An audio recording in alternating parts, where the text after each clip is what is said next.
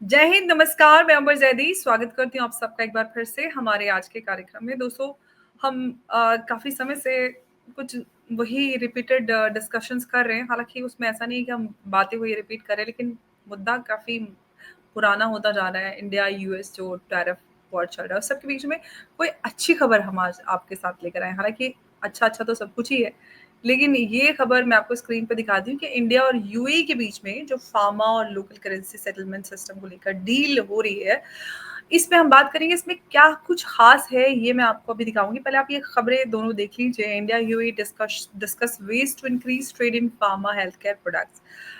ये जो है फार्मा और हेल्थ केयर प्रोडक्ट, ये सिर्फ इतना ही नहीं है कि भारत फार्मा और हेल्थ केयर प्रोडक्ट में इस तरह से साझेदारी बढ़ा रहा है। सबसे ज़्यादा इसमें जो ज़ोर रहने वाला है, वो है आयुर्वेदिक मेडिसिन पर, जो ट्रेडिशनल मेडिसिन्स होती हैं। और भारत की जो एक सॉफ्ट पावर भी बोल सकते हैं कि अगर हम फॉरेन रिलेशंस की बात करते हैं, तो उसमें जो सॉफ्ट पावर है वो बहुत अहमियत रखती है। और यूएई सऊदी की बात करते हैं, तो वहाँ पर सबसे पहले अगर आप योगा की बात करते हैं, वहाँ पे योग को काफ़ी लंबे समय पहले अपनाया गया।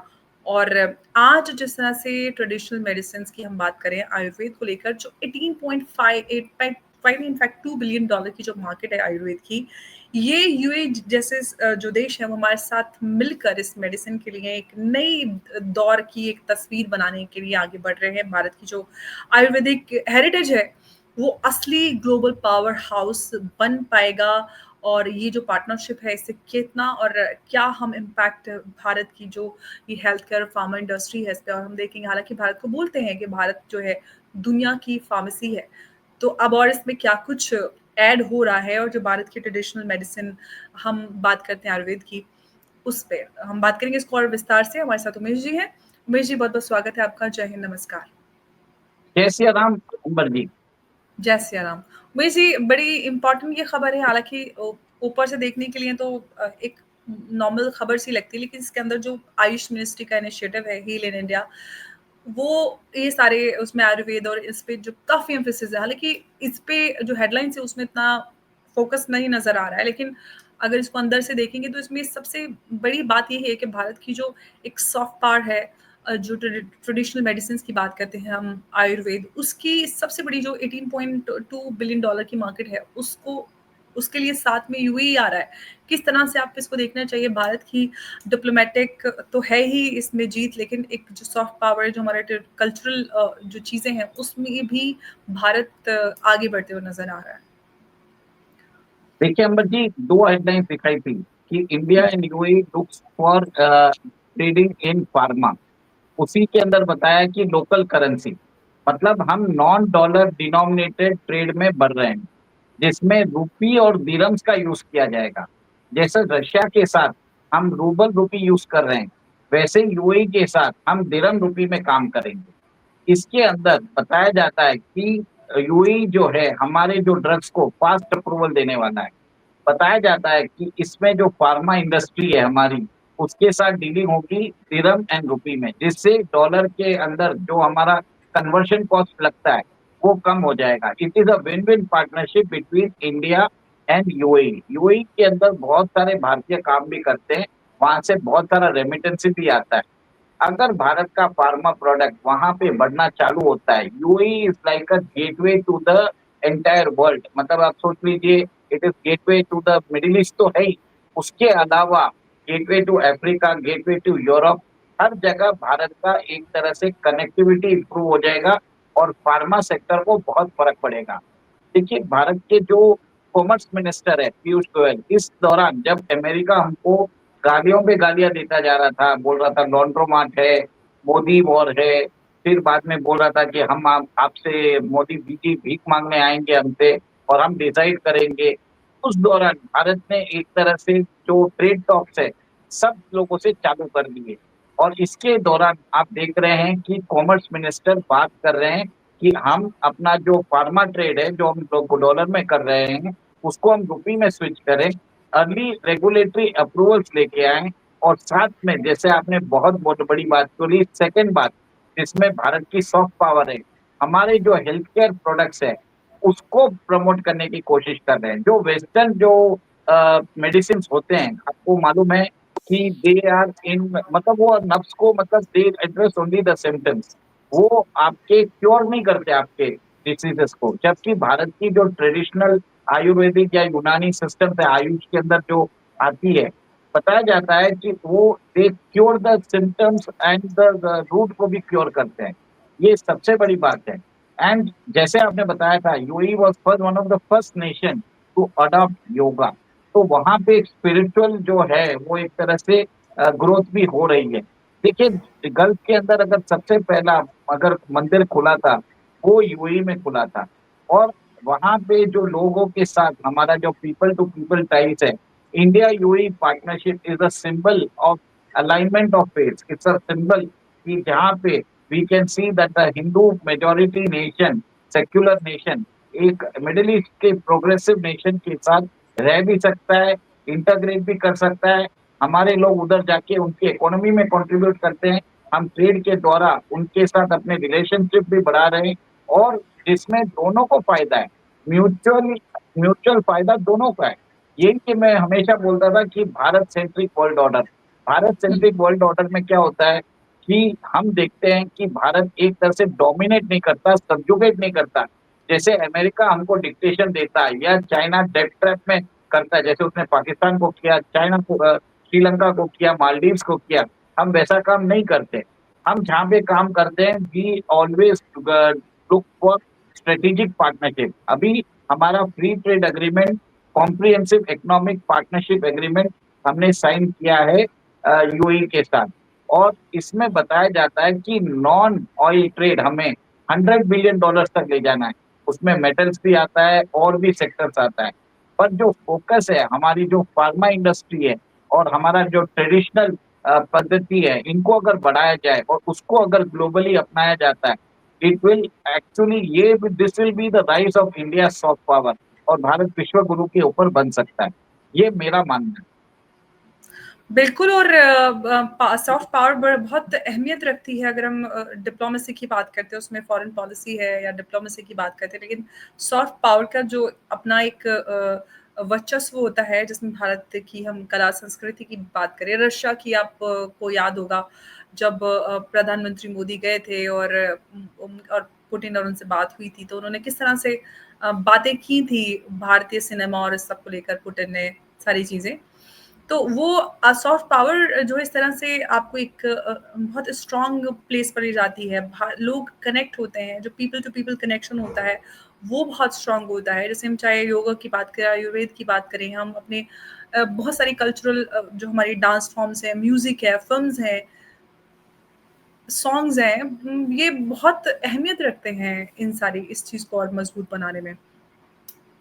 देखिए अंबर जी, अब ऐसी बात है कि इफ यू सी, अ, भारत के जो ये जो सॉफ्ट पावर की बात है, इसी को बढ़ाने बढ़ाने की कोशिश कर रहे हैं मोदी जी। इसके हम्म। अंदर अब भारत के अंदर इंडस्ट्रीज भी लग रही है, और Bharat is known as the pharmacy of the world also. Covid के वक्त सबने देखा है कि 110 कंट्रीज को उन्होंने वैक्सीन उन्होंने दी थी। तो कहीं ना कहीं ये एक तरह से ग्लोबली एक ट्रस्ट फैक्टर हो चुका है भारत के ऊपर। और जेनरिक मार्केट में बताया जाता है भारत का 50% एक तरह से वहां पे वर्चस्व है, और for in the generic market. इसके द्वारा आप ये देख रहे हैं कि ना सिर्फ मिडिल ईस्ट, इवन अमेरिका में भी हमारी दवाइयाँ वहाँ पे भी जाती है। इसलिए डोनाल्ड ट्रंप हमें एक तरह से धमका भी रहे थे पिछले दिनों कि हम 200% टैरिफ लगाने वाले हैं फार्मा सेक्टर में। वो पनिश करना चाहते थे भारत के फार्मा सेक्टर को। तो ये सब चीजें ये दिखाती है कि जिस समय थ्रेट्स हो रहे थे, भारत उस समय अपॉर्चुनिटीज देख रहा था। भारत अपनी डाइवर्सिफिकेशन कर रहा था। मैं ये बता देता हूँ, सिर्फ यूएई के साथ नहीं, रशिया के साथ हम बात कर रहे हैं, नीदरलैंड से बात कर रहे हैं, डेनमार्क से बात कर रहे हैं।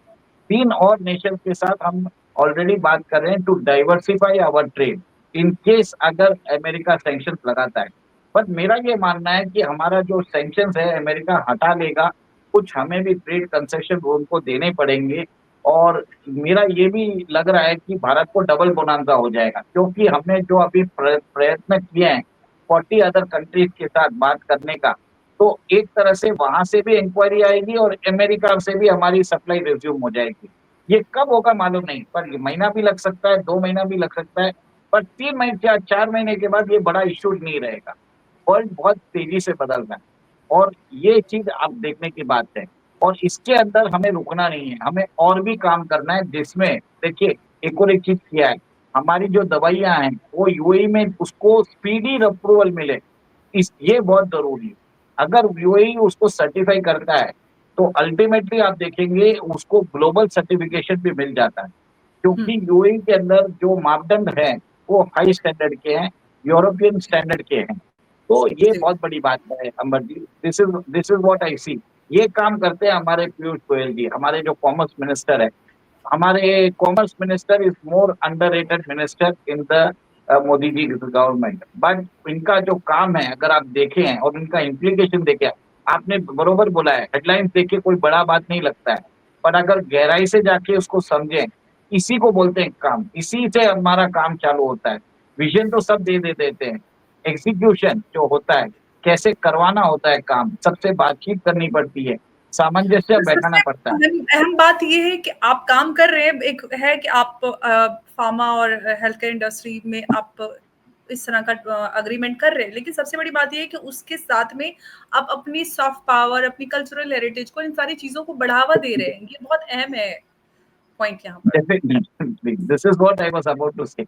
मैं हुँ। मैं आपकी बात से बहुत सहमत रखता हूँ और मेरा ये मानना है कि आगे जाके आप ये भी देखेंगे कि भारत के जो मेडिकल डिग्रीज या जो भी हैं, उसको वैल्यू भी मिलेगी और ये एक तरह से देश के अंदर ऐसा भी हो सकता है कि कुछ दिनों में शायद मेडिकल देखिए, टूरिज्म के मैं लिए आपको यहाँ पर रोकना चाहूँगी। अगर आप अरेबियन कंट्रीज़ की बात करते हैं, तो भारत को तो हम जानते हैं कि भारत में ट्रीटमेंट अभी भी, अगर चाहे आप दुनिया में कहीं पे भी चले जाएँ, उसके मुकाबले में भारत में अच्छा और सस्ता ट्रीटमेंट भारत में ही होता है। बहुत सारे देशों से यहाँ पर ट्रीटमेंट करवाने के लिए आते हैं, चाहे सऊदी हो, चाहे यूएई हो, अफ़गानिस्तान हो, आस-पास के देशों से बहुत सारे लोग यहाँ पे इलाज करवाने के लिए आते हैं। इनफैक्ट यूएस से भी, क्योंकि यहाँ पर सस्ता इलाज होता है और बढ़िया इलाज होता है, हमारे डॉक्टर्स बहुत काबिल हैं। तो ऐसे में और इस चीज़ को हम मेडिकल टूरिज़्म को और बढ़ावा इसके थ्रू और दे पाएँगे, इससे और बढ़ावा मिलेगा। डेफ़िनेटली दे पाएँगे क्योंकि ज जहाँ पे मैं रहता हूँ, वहाँ पे वो सिटी में बहुत सारे अगर आप यहाँ पे प्रीमियर हॉस्पिटल्स में चले जाएँ, most of the patients are from the middle east और इनफैक्ट मैं ये भी बता देता हूँ, मेरा जो दोस्त है, वो अमेरिका में डेंटल ना करा के वो स्पेसिफिकली इंडिया आया, यहाँ पे उसने डेंटल प्रोसीजर करवाया क्योंकि वहाँ पे और बहुत महँगा है। लोगों को देखिए इंश्योरेंस पे काम आता है। मैं सिर्फ कॉस्ट बता देता हूँ, रूट कनाल यहाँ पे अगर अच्छा रूट कनाल एक जगह पे कराए बेसिक का, ₹5000 में हो जाता है। मतलब सोचिए $60 में हो जाएगा। तब उसको वहाँ से ही was ready to spend for flight का खर्चा भी करके यहाँ पे आके उसको सस्ता पड़ रहा है। डिफरेंस वहाँ पे देखिए और सेकंड मैं ये भी बता रहा हूँ कि भारत के अंदर मेडिकल टूरिज़्म भी बढ़ रहा है और भारत के यहाँ पे जो कॉस्ट है बहुत सस्ते भी है और एक चीज़ देखेंगे कि जो ओनरशिप पैटर्न है यहाँ पे बहुत बड़े जो हेज फंड्स हैं, उन्होंने मेजॉरिटी जो बड़े हॉस्पिटल्स में उनका स्टेक धीरे-धीरे बढ़ता जा रहा है, जितने भी बड़े हेज फंड्स हैं। तो ये एक तरह से प्रॉफिटेबल बिज़नेस भी होता जा रहा है भारत के लिए। भारत के अंदर प्रॉफिटेबल प्रोपोज़िशन भी है, मेडिकल टूरिज़्म भी बढ़ रहा है और इसके वो इसको उसको भी पिच किया जा रहा है मिडल ईस्ट के अंदर। बिल्कुल, और मिडल ईस्ट ही, बल्कि मुझे लगता है कि आप यूरोपियन कंट्रीज़ की बात करें, वहाँ पर भी मुझे लग रहा है इसको और बढ़ावा देने की ज़रूरत है। क्योंकि जो हमारे कॉमर्स एंड ट्रेड मिनिस्टर हैं, वो सभी देशों से बहुत तेज़ी से जो अदर मार्केट्स हैं, वो एक्सप्लोर कर रहे हैं और भारत के लिए और अपॉर्च्युनिटीज़ तलाश कर रहे हैं। तो ऐसे में ये भी एक बहुत इम्पोर्टेंट एस्पेक्ट हो सकता है to promote it in other countries as well. लेकिन उमेश जी, डेफिनिटली। जी, मैं एक बिंदु यहाँ पर ये बोलना चाह रही थी कि पीयूष गोयल जी की आप बात कर रहे थे, कितने ही सारे, अब देखिए हमारे सामने एक चैलेंज ये आया कि अचानक से यूएई ने भारत पे टैरिफ लगाया, 50% टैरिफ पहुँचा दिया। हालाँकि वो बात अलग है कि अभी उस पे यू टर्न लेते हुए नज़र आ रहे हैं प्रेज़िडेंट ट्रम्प, लेकिन बड़ी तेज़ी से पीयूष गोयल जी ने अदर मार्केट्स को एक्सप्लोर किया, कितने ही सारे चिले, नॉर्वे, यूएई और ओमान और कहाँ-कहाँ उन्होंने कितने सारे देशों के साथ बातचीत शुरू कर दी और उतना असर द हमें भारत के ऊपर देखने के लिए नज़र नहीं आ रहा है कि लोगों को लग रहा था कि अरे अगर ट्रेड जो है ये बीटीए नहीं हो पाएगा तो बहुत बड़ा असर भारत पे पड़ सकता है। लोकली जो हम विपक्ष को देखें तो एक इस तरह सा हवा क्रिएट करने की कोशिश की जा रही थी। लेकिन अब देखिए कितने टैक्टफुली इन सारी चीज़ों को हैंडल किया गया। तारीफ़ तो बहुत बनती है। देखिए बनिया मिनिस्टर है, उनको मालूम पड़ जाता है कि कौन-सा रेट कम करने से वो दिमाग में ही वो पूरा चीज़ लगा लेते हैं। बताया जाता है उनका एक कैलकुलेशन पावर बहुत स्ट्रॉन्ग है, चार्टर्ड अकाउंटेंट है बाय प्रोफेशन। उनको ट्रेड की इंट्रिकेसीज़ मालूम है और वो किसी के साथ भले वो टैक्सेशन में हो, फॉरेन पॉलिसी में हो, ये डोमेस्टिक इंडस्ट्रीज़ में क्या इफ़ेक्ट पड़ेगा, फ्यूचर में क्या करना चाहिए, वो सब चीज़ को जो माइन्यूट जो होता है, वो सब डिटेल्स पे काम करते हैं। और मोदी जी के गवर्नमेंट में सबसे अंडररेटेड मिनिस्टर जो मतलब किसी को कोई इनके ऊपर ध्यान भी नहीं देता, कोई इनको बढ़ा-चढ़ा के भी नहीं बोलता है। पर मैं हमेशा बोलूँगा कि मोदी 3.0 में जो सबसे कामयाब मिनिस्टर है, वो पीयूष गोयल जी है। वो ओवरशैडो कर रहे हैं निर्मला सीतारमण को भी और वो ओवरशैडो कर रहे हैं नितिन गडकरी को भी और वो ओवरशैडो कर रहे हैं एस जयशंकर को भी। ये बात मैं रिकॉर्ड पे बोल देता हूँ, क्योंकि इतने सारे ट्रेड एग्रीमेंट्स एक साथ सबके साथ बात करना बहुत मुश्किल है। एक-एक ट्रेड एग्रीमेंट करने में कम से कम 3 साल लग जाते हैं। अब उसको वो 1 साल में कर रहे हैं। मतलब आप सोचिए कभी सोते भी हैं क्या? मुझे वो भी डाउट है। इतनी इतनी न्यूज़ आ रही है।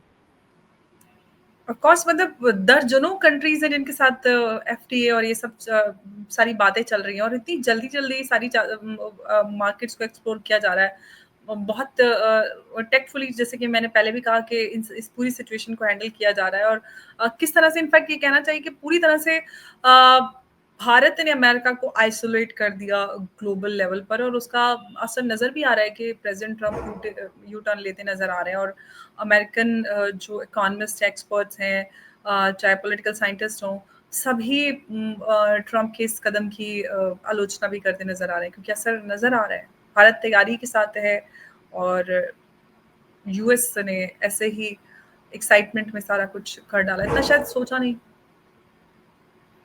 ज़रूर, आपकी बात सही है। बिल्कुल।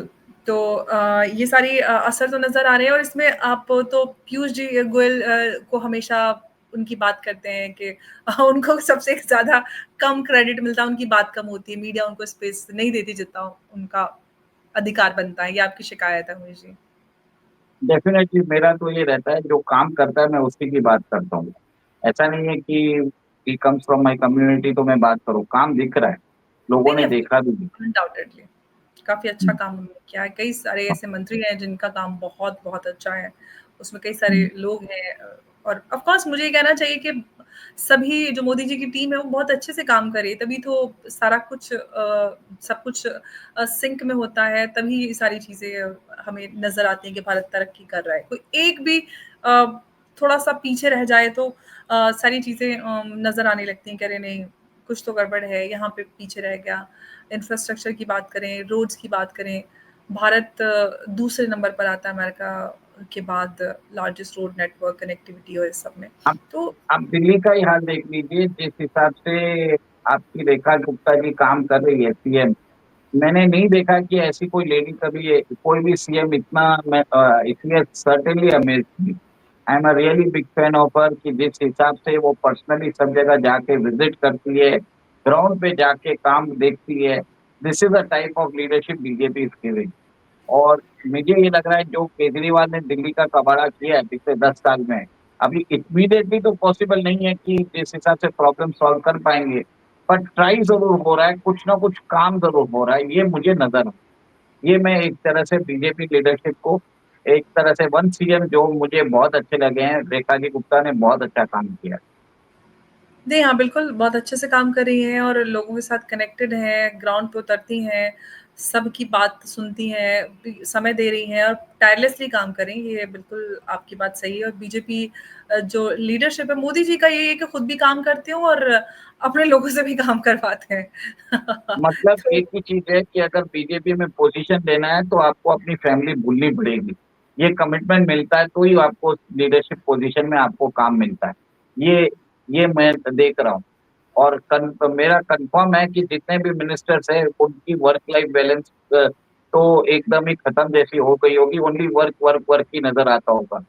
बस इतना ही बोल मेरे को समझ में आया मोदी जी का बिल्कुल, एडमिनिस्ट्रेशन। बिल्कुल और ये बड़ा अपडेट था जिस पर चर्चा के लिए आज हम आप सबके साथ जुड़े और बड़ा अहम है क्योंकि यहाँ पर सबसे बड़ी बात ये है कि पीयूष गोयल जी की हमने बात की कि वो तो ट्रेड एग्रीमेंट्स कर रहे हैं सभी देशों के साथ, लेकिन किस तरह से जो भारत की सॉफ्ट पावर है उसको भी मजबूत कर रहे हैं इस पूरे ट्रेड एंड कॉमर्स के थ्रू। ये अपने आप में एक बहुत बड़ा हाईलाइट है और जिस पर हमें बात करने की मुझे लगा कि बहुत आवश्यक है, हमें इस पर बात करनी चाहिए और आप लोगों तक पहुँचाना चाहिए कि क्या इसमें अहम बिंदु है और उम्मीद करते हैं कि आप सबको ये अपडेट ज़रूर पसंद आएगा और मकसद ये था कि आप सबके पास सही जानकारी पहुँचनी चाहिए क्योंकि हेडलाइन से इतना कुछ समझ में नहीं आता है कि क्या कुछ इस पूरे एग्रीमेंट में हमें होता हुआ नज़र आ रहा है। उमेश जी हमारे साथ जुड़े इस पूरे डिस्कशन में और काफ़ी अहम बातें हमारे साथ आपने साझा की। उमेश जी आपका बहुत-बहुत धन्यवाद। नमस्कार, जय हिंद, जय भारत। जय सिया राम। जय सिया राम उमेश जी।